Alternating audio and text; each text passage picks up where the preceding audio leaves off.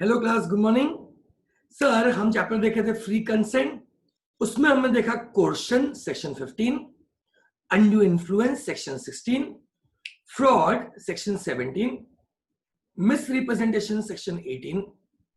Section 19 बोलता है कि अगर किसी भी कॉन्ट्रैक्ट में इन चार में से कोई भी एलिमेंट इन्वॉल्व है तो contract will B voidable at the option of aggrieved party. I hope it is clear. Now sir आगे बढ़ते हैं। नेक्स्ट इज सेक्शन 20, जो हम बात कर रहे हैं किसकी? मिस्टेक की। आई रिपीट, मिस्टेक में मिस्टेक होने के चांसेस बहुत ज्यादा है एंड एग्जाम में इसमें क्वेश्चन आने के चांसेस भी बहुत ज्यादा है क्लास। तो प्लीज ध्यान से आराम से सारे कंसेप्ट को समझना, थोड़ा दिमाग ओपन रखना। कुछ चीजें रिजिड है, कुछ चीजें फ्लेक्सिबल है, आपको आराम से समझ जाएगा अगर धीरे धीरे आप मेरे साथ चलते हो तो। Is it clear? मैं फिर से रिपीट कर रहा हूं, मिस्टेक में मिस्टेक होने के चांसेस बहुत ज्यादा है बिकॉज यहां पे कुछ कुछ कंसेप्ट में तीन चार कंसेप्ट साथ में आके मर्ज होते हैं। Is it clear? तो यहां गलती होने के चांसेस ज्यादा है। सो आई रिपीट, ठीक है, प्लीज ध्यान देना अच्छे से जब हम ये लेक्चर पे डील कर रहे हैं। Okay, so what is a mistake? I repeat, mistake पे डील करता है sir section 20। Alright sir, mistake means, देखो लिखा हुआ है, mistake is a erroneous belief about something. Can you see this? Mistake is a erroneous belief about something. Erroneous मतलब error है, error है मतलब गलती है, ठीक है। आपके बिलीफ में गलती है मतलब आपको लगता है कि ऐसा है जबकि ऐसा नहीं है। आई रिपीट, मिस्टेक है आपको मतलब आपको लगता है कि ऐसा है बट ऐसा नहीं है। Is it clear? इसे बोलते हैं mistake. There is erroneous belief, ठीक है, अबाउट समथिंग। अब सर वो समथिंग मतलब क्या है? वो समथिंग मतलब you can have erroneous belief about a fact और you can have erroneous belief about a law. I repeat, ठीक है, मिस्टेक दो चीजों को लेके हो सकता है, या तो कोई फैक्ट को लेके मिस्टेक हो सकता है या कोई लॉ को लेके मिस्टेक हो सकता है। आई होप इट्स क्लियर, ठीक है। So mistake can be related to fact और mistake can be related to law. क्या समझ रहा है क्या? ठीक है। अब सर एक सेकेंड ना, मिस्टेक ऑफ फैक्ट मतलब क्या कि दो पार्टीज को कोई तो फैक्ट को लेके मिस्टेक थी, ठीक है, दोनों पार्टी को कोई एग्जिस्टिंग फैक्ट को लेके मिस्टेक थी। Is it clear? Mistake of law मतलब क्या कि दोनों पार्टी को कोई ना कोई लॉ को लेके मिस्टेक थी। Is it clear? ठीक है सर, आई रिपीट, ठीक है, मिस्टेक वो सेक्शन 20 डील करता है। वो बोलता है कि अगर पार्टीज को एरोनस बिलीफ है, गलत बिलीफ है about something, then it is a mistake. Sir something मतलब क्या? Erroneous belief can be mistake of fact और it can be mistake of law. It can be mistake of fact और it can be mistake of law, ठीक है। तो mistake में हम दो चीजें डील कर रहे हैं। Is it clear class? Now हम बात कर रहे हैं मिस्टेक ऑफ लॉ। पहले मैं कंप्लीट कर रहा हूं मिस्टेक ऑफ लॉ, तो पूरा फोकस आपका मिस्टेक ऑफ लॉ पे आ जाना चाहिए। मिस्टेक ऑफ लॉ में कौन से लॉ को लेके मिस्टेक है, ये क्वेश्चन है। अगर मिस्टेक लॉ ऑफ लैंड को लेके है, इंडियन लॉ को लेके है तो क्या होगा, और मिस्टेक फॉरेन लॉ को लेके है तो क्या होगा। Is it clear? So mistake of law में दो चीजें कवर होगी, mistake of Indian law and mistake of foreign law. Is it clear?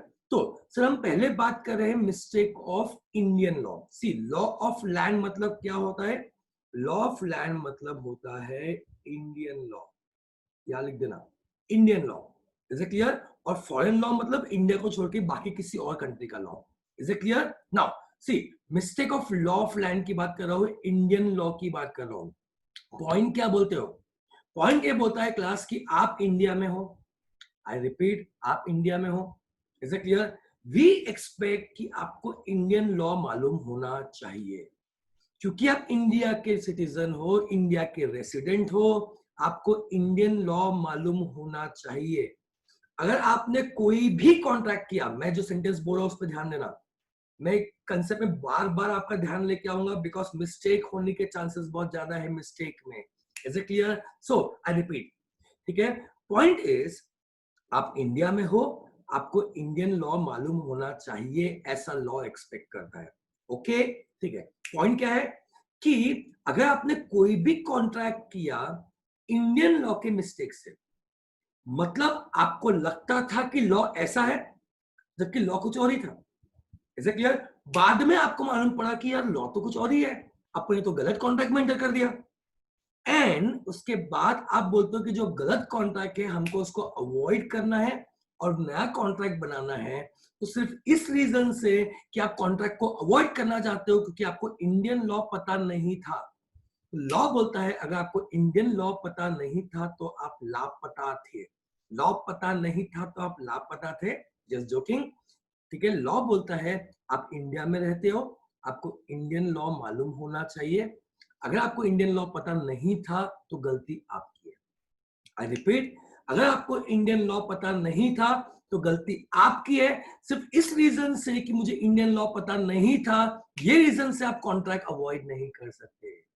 I repeat, इस रीजन से कि आपको इंडियन लॉ पता नहीं था, आप किसी कॉन्ट्रैक्ट को अवॉइड करना चाहते हो तो आप नहीं कर सकते, क्योंकि लॉ एक्सपेक्ट करता है कि आप इंडिया में रहते हो, आपको इंडियन लॉ मालूम होना चाहिए। तो अभी क्या करेंगे? कुछ नहीं। ठीक है, अगर इस रीजन से कि हमने इंडियन लॉ की मिस्टेक की, हमको कॉन्ट्रैक्ट को अवॉइड करना है, आप कॉन्ट्रैक्ट को अवॉइड नहीं कर सकते and contract will remain valid.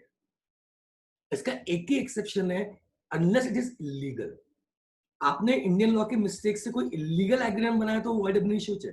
फिर आपको इंडियन लॉ पता हो पता नहीं हो, वैलिड नहीं रखने वाले हम, क्योंकि वो इलीगल ही है, तो वॉइड एब इनिशियो ही रहेगा। Is it clear? ठीक है, तो आई रिपीट, ध्यान से सुनना, मेरे शब्दों पे मोल देना कि आपने कोई कॉन्ट्रैक्ट बनाया जिसमें आपको लगता था कि इंडियन लॉ कुछ और बोलता है, जबकि इंडियन लॉ कुछ और था। आपने कॉन्ट्रैक्ट तो बना दिया, फिर आपको मालूम पड़ा कि यार अपनी तो इंडियन लॉ की गलती हो गई। Is it clear? ठीक है, तो अपने को कॉन्ट्रैक्ट को अवॉइड करना है, वॉइड करना है। लॉ बोलता है ये बोल के कि हमको इंडियन लॉ पता नहीं था, हम कॉन्ट्रैक्ट को अवॉइड नहीं कर सकते and contract will remain valid. इसका एक्सेप्शन क्या है? अगर वो कॉन्ट्रैक्ट इलीगल था, फिर आपको इंडियन लॉ पता हो या ना पता हो, कॉन्ट्रैक्ट विल बी वॉइड अब इनिशियो। ओके, तो रिपीट करो मेरे साथ में, इंडियन लॉ की मिस्टेक से आप कॉन्ट्रैक्ट को अवॉइड नहीं कर सकते and contract will remain valid. Repeat करो मेरे साथ, इंडियन लॉ की मिस्टेक से आप कॉन्ट्रैक्ट को अवॉइड नहीं कर सकते and contract will remain valid. Sir example दो। चलो एक सिंपल सा एग्जांपल लेता हूं। जैसे बेयर एक्ट में इसमें कोई एग्जांपल नहीं दिया हुआ है, बट मैं एक सिंपल सा एग्जांपल लेता हूं। एग्जांपल पे फोकस करना। Is it clear? तो एग्जांपल में क्या है क्लास कि, ठीक है, हम दोनों पार्टीज को लगता था कि इस चीज के लिए 5 लाख से ऊपर का कॉन्ट्रैक्ट एक कॉन्ट्रैक्ट नहीं कर सकते। आई रिपीट, इस चीज के लिए 5 लाख के ऊपर कॉन्ट्रैक्ट नहीं कर सकते, ऐसा लॉ में लिखा है, ऐसा हमको लगता था। और हमें कॉन्ट्रैक्ट करना था 8 लाख रुपए का। तो ठीक है, हमको क्या पता था कि 5 लाख के ऊपर की वैल्यू पे कॉन्ट्रैक्ट नहीं कर सकते, तो हमने क्या किया क्लास, 2 कॉन्ट्रैक्ट बनाए 4 लाख और 4 लाख के। ठीक है, हमने 2 कॉन्ट्रैक्ट बनाए 4 लाख और 4 लाख के। Is it clear? ठीक है, फिर कॉन्ट्रैक्ट तो बन गया। बाद में जाके हमको मालूम पड़ा कि भाई अपने को तो लॉ का गलत नॉलेज था, इस चीज को लेके 5 लाख के ऊपर का कॉन्ट्रैक्ट बना सकते हैं। ठीक है, अब हम क्या चाहते हैं कि वो 4-4 लाख के 2 कॉन्ट्रैक्ट को अवॉइड कर दे और एक नया कॉन्ट्रैक्ट बनाए कितने का, 8 लाख का। सर क्या ये पॉसिबल है? नो। व्हाई? बिकॉज इंडिया में आप रहते हो, आपको इंडियन लॉ मालूम होना चाहिए। ठीक है, अगर आपको इंडियन लॉ नहीं पता था, ये बोल के आप किसी कॉन्ट्रैक्ट को अवॉइड नहीं कर सकते। तो 4-4 लाख के 2 कॉन्ट्रैक्ट आप अवॉइड नहीं कर सकते। ठीक है, that will remain valid. Is it clear? कोई और रीजन से अवॉइड करना है, इट्स अ डिफरेंट इश्यू, वो हम लॉ में आगे देखेंगे कि कौन कौन से रीजन से हम अवॉइड कर सकते हैं। बट इतना समझ लो अभी की तारीख में कि इंडियन लॉ की मिस्टेक हुई हमारी, ये बोल के आप कॉन्ट्रैक्ट को अवॉइड नहीं कर सकते and contract will remain valid. Contract will remain valid. So conclusion draw करता हूं, इंडियन लॉ के मिस्टेक से contract will remain valid. Indian law की मिस्टेक से contract will remain valid. Law of land की मिस्टेक से कॉन्ट्रैक्ट विल रिमेन वैलिड। देखो क्या लिखा हुआ है ए पॉइंट में, इग्नोरेंशिया जुरिस नॉन एक्सक्यूजाड, that is ignorance of law of land is not excuse. ignorance of law is not excuse। ये बोल के कि हमको लॉ पता नहीं था, आप कॉन्ट्रैक्ट को अवॉइड नहीं कर सकते। देखो पॉइंट नंबर सी में लिखा हुआ है, कॉन्ट्रैक्ट इज नॉट वॉइडेबल, आप कॉन्ट्रैक्ट को अवॉइड नहीं कर सकते and contract will remain valid. Okay, example देखते हैं। ये जो बेयर एक्ट में एग्जांपल लिखा है वही मैंने यहाँ पे कोट किया है। A and B makes a contract on erroneous belief. Erroneous belief ही आपके प्रैक्टिकल एग्जांपल में क्वेश्चन आएगा तो आपको समझेगा कि किस एंगल से क्वेश्चन पूछ रहा है। Erroneous belief that a particular date is time barred by Indian law of limitation. ठीक है, उनको गलत बिलीफ थी कि पर्टिकुलर डेट टाइम बार है और उन्होंने कोई तो भी कॉन्टैक्ट किया। Is it clear? बट बाद में प्रूव हुआ कि वो एरोनस बिलीफ थी। क्या वो कॉन्ट्रैक्ट को अवॉइड कर सकते हैं? नहीं, contract will remain valid. Okay, so I repeat, मैं फिर से पूरा फ्लो लेके आ रहा हूं। Sir, mistake means erroneous belief about something. That something can be mistake of fact और that something can be mistake of law. अभी हम क्या देख रहे हैं sir? Mistake of law. Mistake of law में दो मिस्टेक देखा, मिस्टेक ऑफ इंडियन लॉ या मिस्टेक ऑफ फॉरेन लॉ। हमने देखा mistake of Indian law. Mistake of Indian law को बोलते हैं लॉ ऑफ लैंड। जिस लैंड में आप रहते हो वहां के लॉ को बोलते हैं लॉ ऑफ लैंड या इंडियन लॉ। लॉ क्या बोलता है कि आपने कोई कॉन्ट्रैक्ट किया जो इलीगल नहीं है। ठीक है, इलीगल है तो फिर खत्म ही होगा इशू। अगर इलीगल नहीं है तो ये बोल के आप कॉन्ट्रैक्ट को अवॉइड नहीं कर सकते कि मुझे इंडियन लॉ पता नहीं था। इग्नोरेशिया जुरिस non एक्सक्यूजेट means ignorance of law is not an excuse and contract will remain valid. Done? Law of land खत्म हो गया। अब आते हैं फॉरेन लॉ में। I repeat, अब आते हैं फॉरेन लॉ में।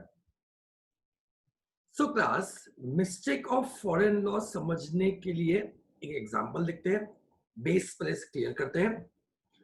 आपको बता दूं, ठीक है, चाइना और ऐसे करीब 75 कंट्रीज में एक लॉ है कि हर सिटीजन को मैंडेटरी इतने साल मिलिट्री में सर्विस देना कंपलसरी है। ठीक है, जैसे चाइना का एग्जांपल लेते हैं। चाइना में कंपलसरी है कि 18 इयर्स के होने के बाद आपको 3 साल की मिलिट्री सर्विस देना पड़ेगा। Is it clear? My question is, मुझे इतना बताओ, आपके लिए ये लॉ है कि फैक्ट है? आई रिपीट, आपके लिए ये लॉ है कि फैक्ट है? मुझे बताओ। सर ऑब्वियस सी बात है, फैक्ट है। पॉइंट यही है क्लास कि जो वो डील कर रहा है, जो ये भुगत रहा है, जिसके साथ ये हो रहा है, उसके लिए लॉ है। और जो ये डील नहीं कर रहा है, जैसे चाइनीज के लिए लॉ है, बट हम क्या उससे भुगत रहे हैं? क्या हम पे डील हो रहा है? नहीं, हमारे लिए ये क्या है? फैक्ट है। सर बोलना क्या चाह रहा हूं कि अगर मिस्टेक ऑफ फॉरेन लॉ है तो लॉ बोलता है कि हम ये एक्सपेक्ट नहीं करते कि आपको फॉरेन लॉ मालूम होना चाहिए। क्यों? Because you are citizen of India. Yes, आपको इंडियन लॉ मालूम होना चाहिए, आपको फॉरेन लॉ नहीं मालूम होना चाहिए। इसलिए फॉरेन लॉ के मिस्टेक को हम लॉ का मिस्टेक नहीं मानते, हम फैक्ट का मिस्टेक मानते हैं। आई रिपीट, क्योंकि फॉरेन लॉ आपके लिए फॉरेन है, वी डोंट एक्सपेक्ट कि आपको फॉरेन लॉ मालूम होना चाहिए, इसलिए फॉरेन लॉ के मिस्टेक को हम लॉ का मिस्टेक मानते ही नहीं, हम उसको फैक्ट का मिस्टेक मानते हैं। And bilateral mistake of fact में या मिस्टेक ऑफ फैक्ट में कॉन्ट्रैक्ट इज वॉइड अब इश्यू। मिस्टेक ऑफ फैक्ट में कॉन्ट्रैक्ट इज वॉइड अब इश्यू, जो हम देखने वाले हैं अभी। Is it clear? I repeat, पूरा ठीक है, कमेंट्री सुनो अच्छे से। फॉरेन लॉ के मिस्टेक को हम लॉ का मिस्टेक मानते ही नहीं, बिकॉज वो आपके लिए फॉरेन है। Is it clear? हम मानते हैं कि अगर आपसे फॉरेन लॉ की मिस्टेक हुई तो डरने की जरूरत नहीं है। ठीक है, कॉन्ट्रैक्ट इज वॉइड अब इश्यू। ठीक है, सो सर एग्जांपल दो, आराम से एग्जांपल देते हैं। हम एक इंडियन कंपनी थे और एक इंडियन कंपनी थी। अब वो और एक इंडियन कंपनी को किसी दूसरे कंट्री में, ठीक है, कोई तो भी मिक्सचर, कोई तो भी कंपाउंड चाहिए था। Is it clear? ठीक है, हमने बोला हम आपको उस कंट्री में कंपाउंड सप्लाई करेंगे। ओके, मैं भी इंडियन कंपनी, वो भी Indian company. Is it clear? ठीक है, मैंने उसको बोला ठीक है, तुझे वो कंट्री में चाहिए, वो कंट्री में मैं तुझे वो कंपाउंड सप्लाई करूंगा। Is it clear? उस कंपाउंड में सपोज 45% सल्फ्यूरिक एसिड था। आई रिपीट, उसमें 45% सल्फ्यूरिक एसिड था। ठीक है, हमने कॉन्टैक्ट तो कर लिया, बाद में जाके हमको मालूम पड़ा कि उस कंट्री में किसी भी कंपाउंड, किसी भी मिक्सचर में 30% के ऊपर सल्फ्यूरिक एसिड नहीं हो सकता। I hope it is clear. तो सर हम दोनों ने कॉन्टैक्ट कर लिया उस मिक्सचर के लिए जिसमें 45% सल्फ्यूरिक एसिड था। बोलो सर हमारे कॉन्ट्रैक्ट का क्या होगा? अगेन लॉ बोलता है क्योंकि आप दोनों के लिए वो लॉ फॉरेन था, आई रिपीट, आप दोनों के लिए लॉ फॉरेन था, इसलिए हम फॉरेन लॉ के मिस्टेक को लॉ का मिस्टेक मानते ही नहीं, हम उसे फैक्ट का मिस्टेक मानते हैं। और अगर दोनों ही पार्टीज को, ठीक है, अगर फैक्ट का मिस्टेक है तो कॉन्ट्रैक्ट इज वॉइड एब इनिशियो, तो आपका जो कॉन्ट्रैक्ट था वो क्या था, वॉइड एब इनिशियो था।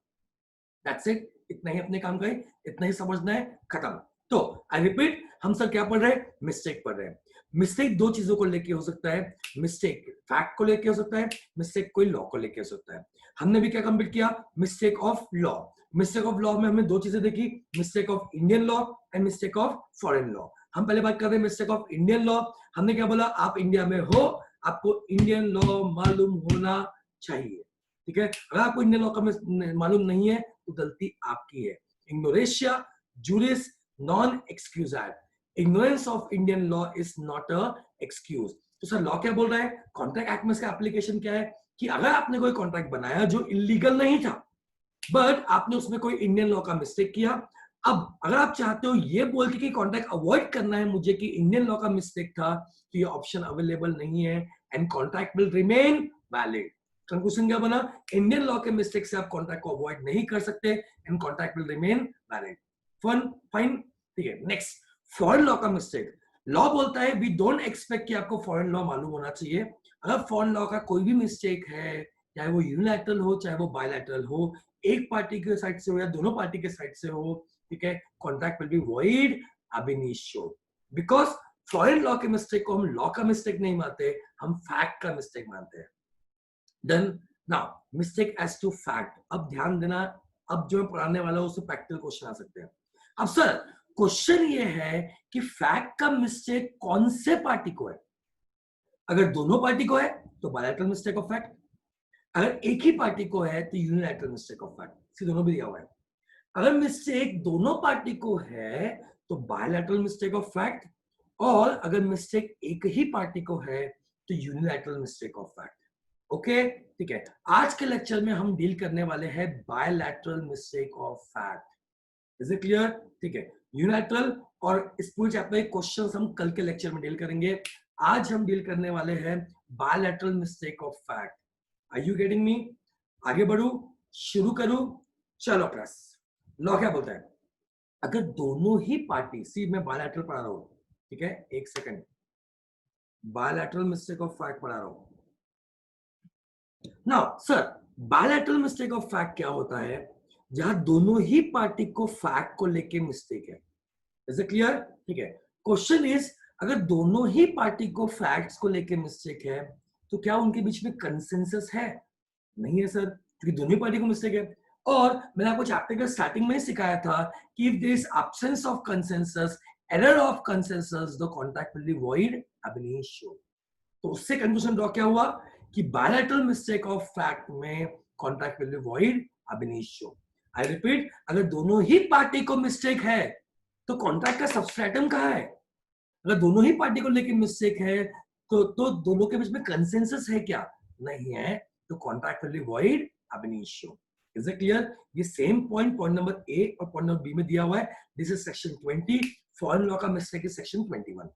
ओके, नाउ सर हमको क्या करना है इसमें, हमको एग्जांपल्स देखने हैं class bilateral mistake of fact के, ठीक है। यू कैन सी नीचे मैंने एग्जांपल्स दिए हुए हैं, ठीक है, बायलैटरल मिस्टेक ऑफ फैक्ट के।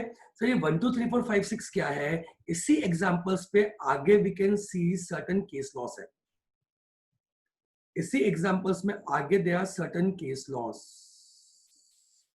जल्दी चलता हूं मैं, रुको। You can see ये 1 2 3 4 5 6।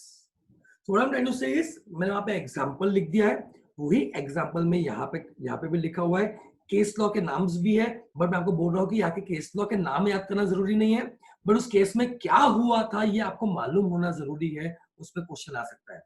आई रिपीट, ये 6 एग्जाम्पल के आपको केस लॉस के नाम याद करने की जरूरत नहीं है।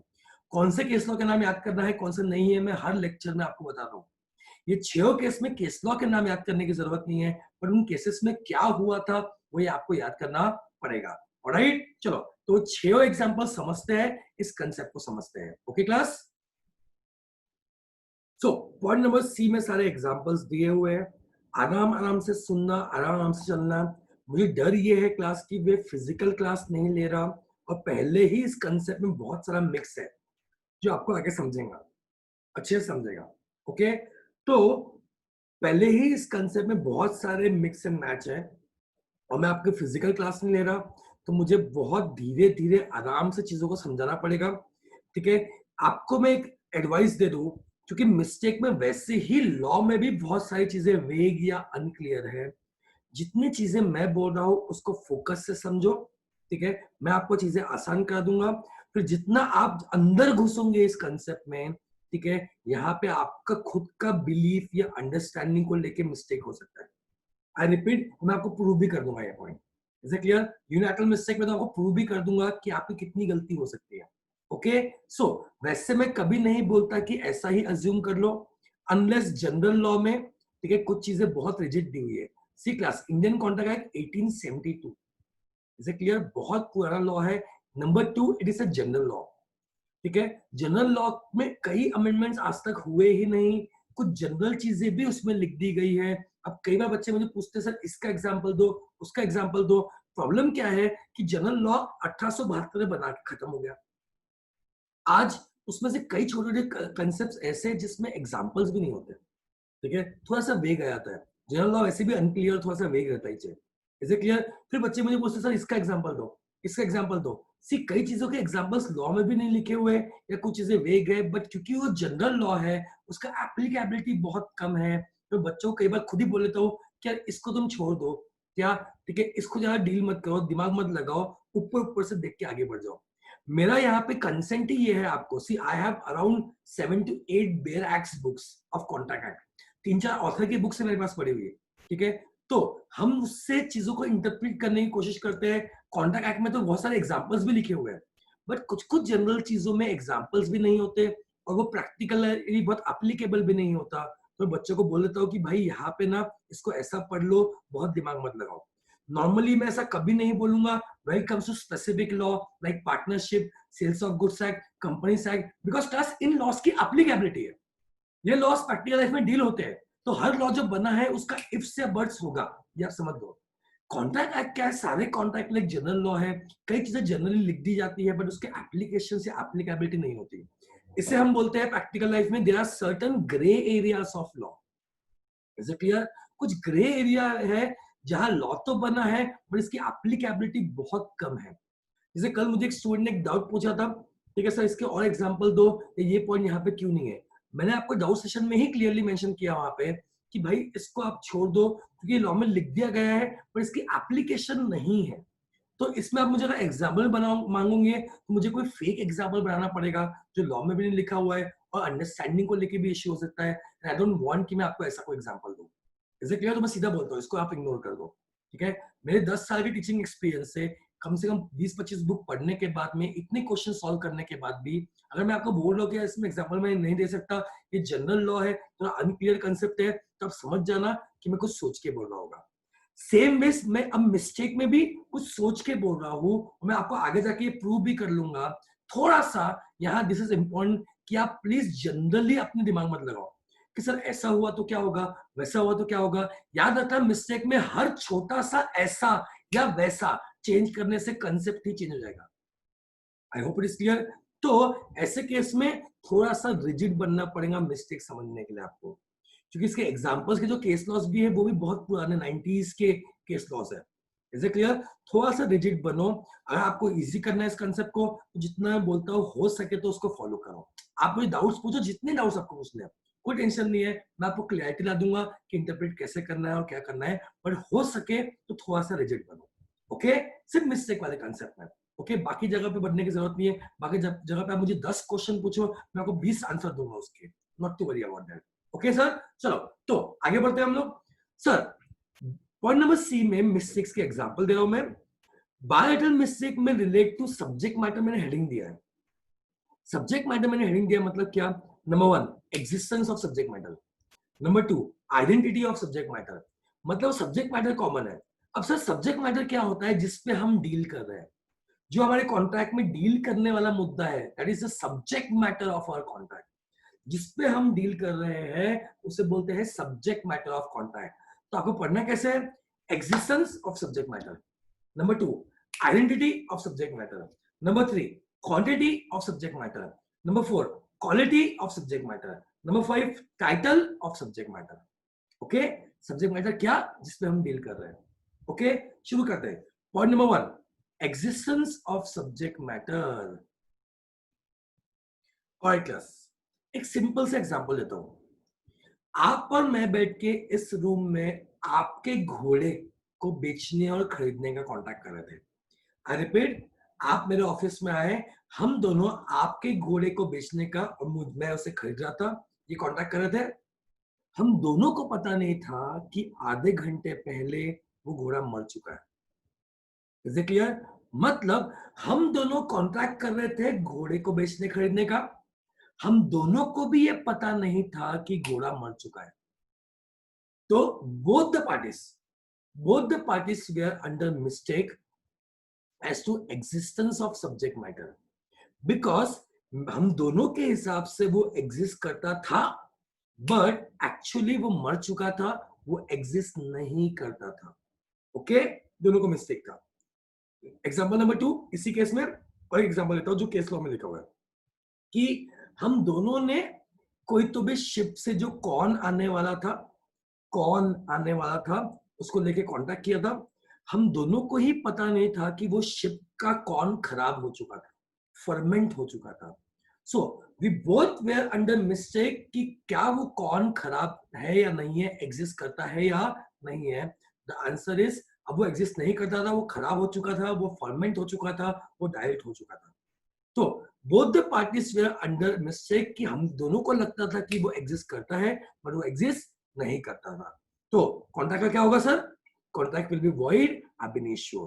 बायलैटरल मिस्टेक में जितने भी कॉन्ट्रैक्ट है वो वॉइड ab initio है, शुरुआत से ही वॉइड है, वो वॉइड एग्रीमेंट है। Is it clear? Void ab initio contract बोलो मतलब वॉइड एग्रीमेंट हो जाता है।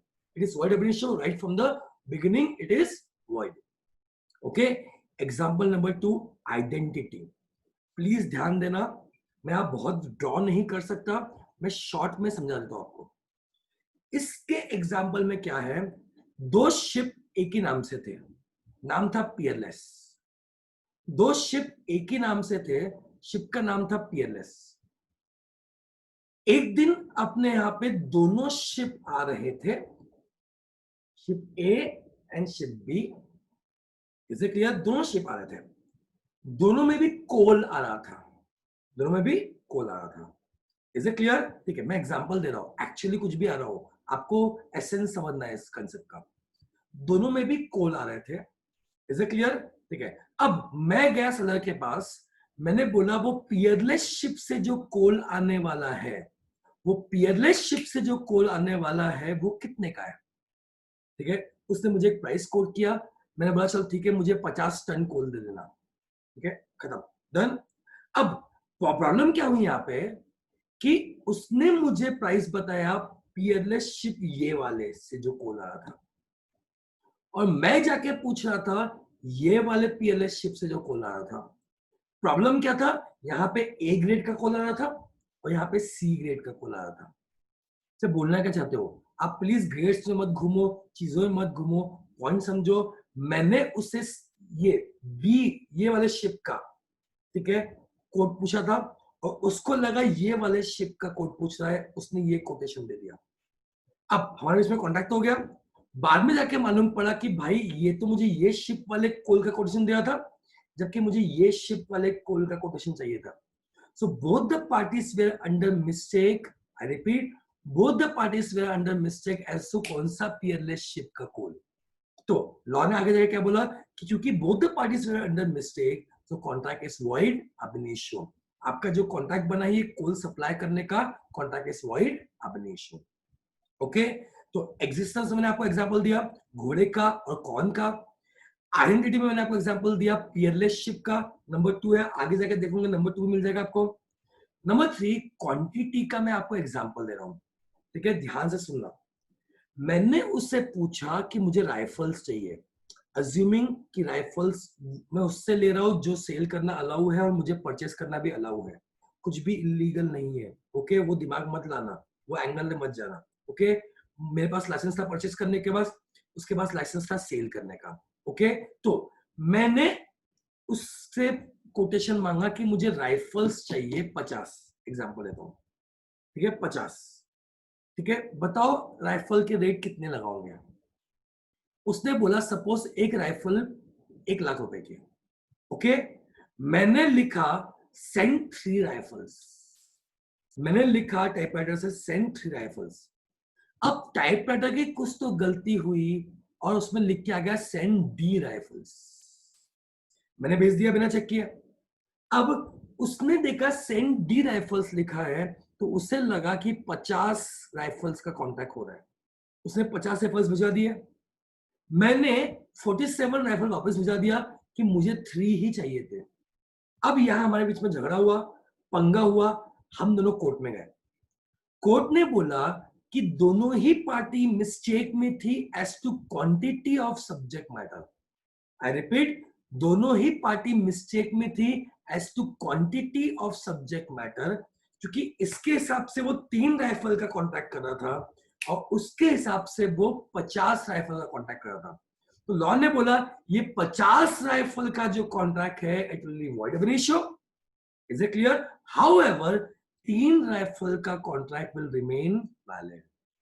आगे देखना किस लॉ में लिखा हुआ है। तो हुआ क्या, दोनों ही पार्टी को मिस्टेक था एज टू कितनी राइफल देना है। इसके साइड से 3 का था, उसके साइड से 50 का था, तो 50 वाला कॉन्ट्रैक्ट को लॉ ने वॉइड ऑफ रेशियो कर दिया और 3 राइफल के कॉन्ट्रैक्ट को लॉ ने वैलिड कर दिया।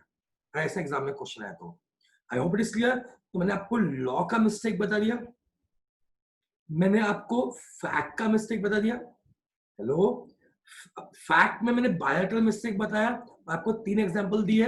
मैं फिर से आपको ओवरलोड नहीं करना चाहता बिकॉज ये कंसेप्ट बहुत भारी है, आगे अब जो आने वाला है वो चीजें और भारी है, तो यहां तक डील करो। कल की क्लास में बचा हुआ भी कंप्लीट कर दूंगा।